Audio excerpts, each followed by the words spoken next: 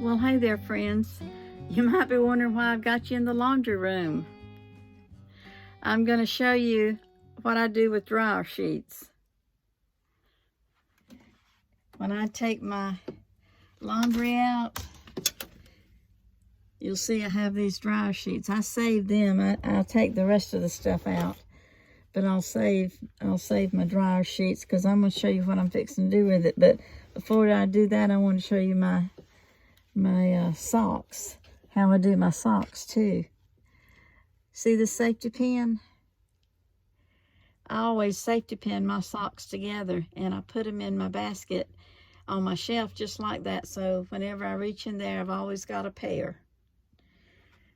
So I'm just going to grab this dryer sheet, and then if you'll come with me back to my sewing room, I'll show you what I'm going to do with it.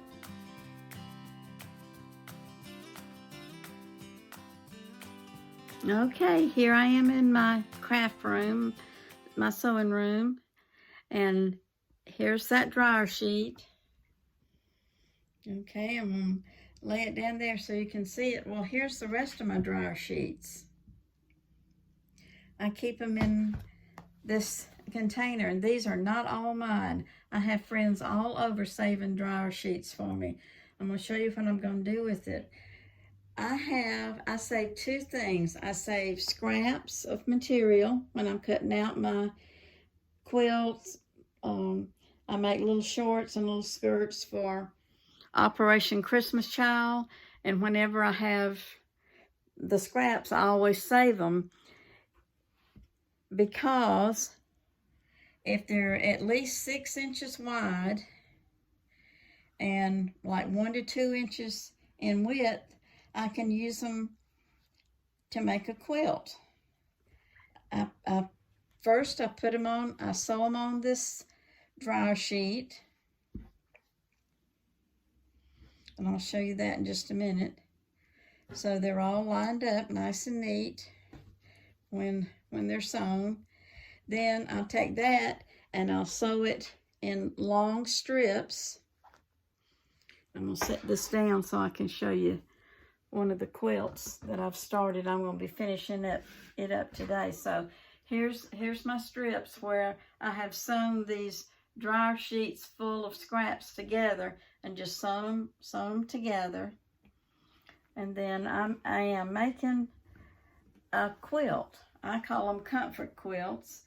I donate them to the fire department so that they can give out to children whenever they respond to a house fire. But you can see my long strips. It's all been sewed together, and then I put some sashing in between, give it some color, and also that's one of the techniques that I like.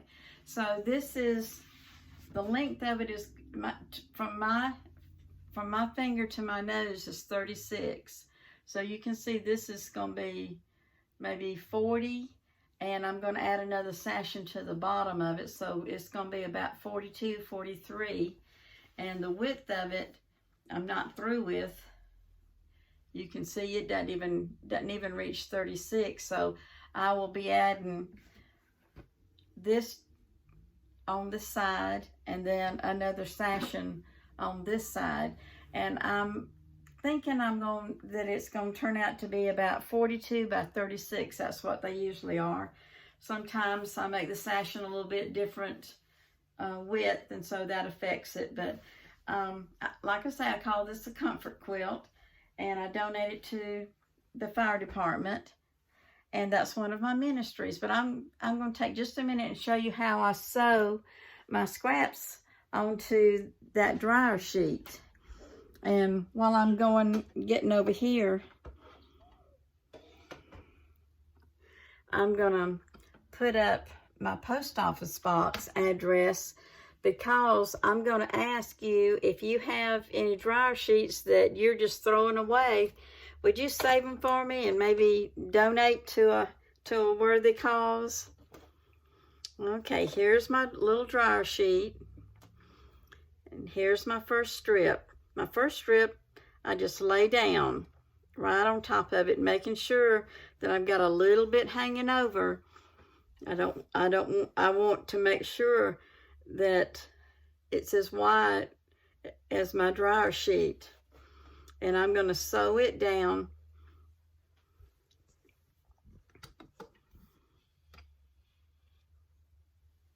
Okay. Hope y'all can see. Now my pressure foot on my sewing machine is a 1/4 inch wide. So all I have to do is line it up right here on the side and sew, and that makes it real nice. Just sewing this first one down, and I don't even have to back stitch because it's going to be caught in another seam.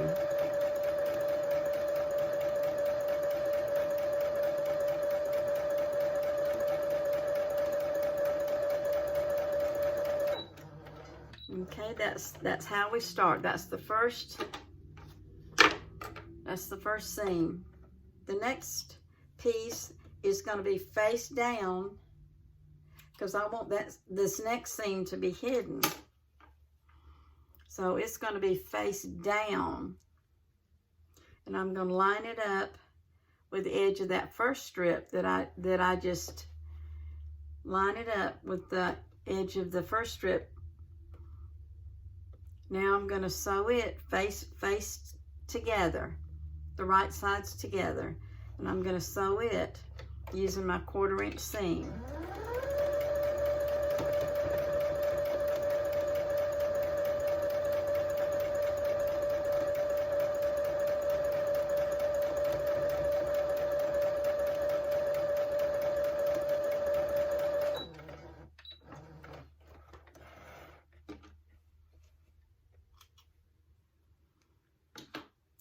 Then the next thing I'm going to do is turn this back so I can see what I've just sewn, and then I'm going to take my thumb and press this seam open. See how I did that? It's laying nice and neat. So now you see this is crooked here. What I'm going to do with my next one is I'm going to find the shortest edge, which is right here. I'm going to find the shortest edge and line it up square with the sides. Line it up square. And you can see that I've got a little bit of fabric hanging over. That's fine. What I'm going to do is sew my stitch on the top one because I know that's a straight edge. I'm sewing my 1/4 inch stitch on top. Right sides together. Make sure it comes all the way to the end.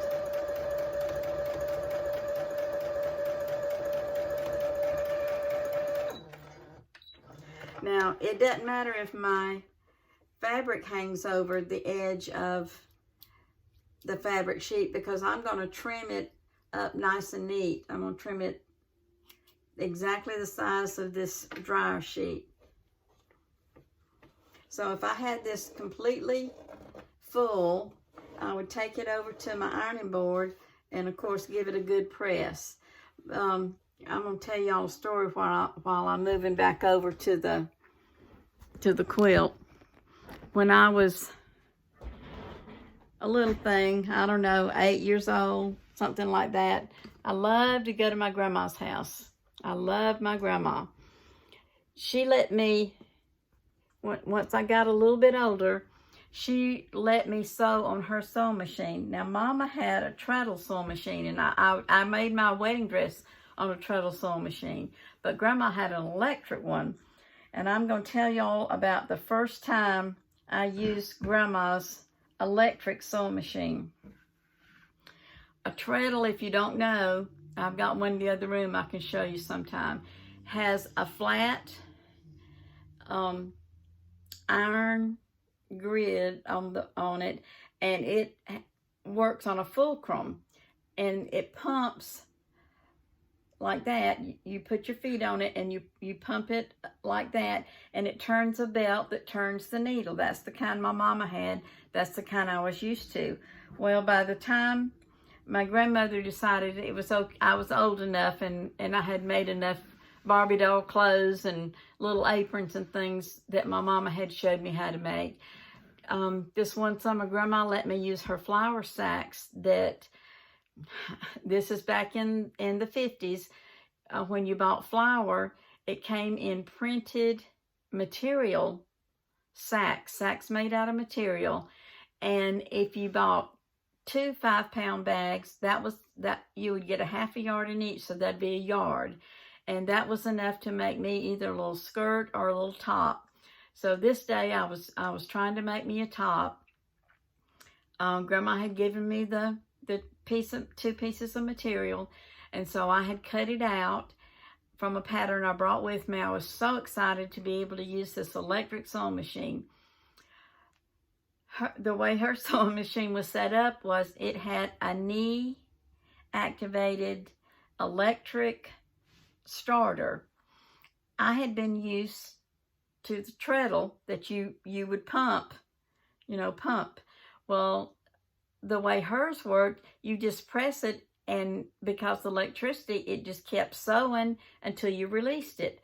Well, here I am sitting at the sewing machine probably 10 years old, trying to make this little blouse, and I am pumping that lever just like I'm pumping my treadle sewing machine. And so it would go bzzz, bzzz, bzzz, bzzz. Well, Grandma came around the corner trying to figure out what I was doing. So I learned how to use an electric sewing machine very quickly. She was patient with me, but she was also laughing at me. Okay, so if I had finished sewing this together, we would then add it on to the bottom of this, and then that would be added on to my quilt. Well, that's it for today. I want to thank you for joining me. This is GiGi. My channel is Home and Hearth, Mini Homesteading with GiGi. And, when I'm in the kitchen cooking or out in the garden with my chickens, my tagline is, I grow what I eat. Well, since I'm in the sewing room and I'm making crafts and making little quilts, I decided that I'm going to have a separate tagline for crafts and quilting. I'm going to say, I sew to bless others. So thanks again for joining me. God bless.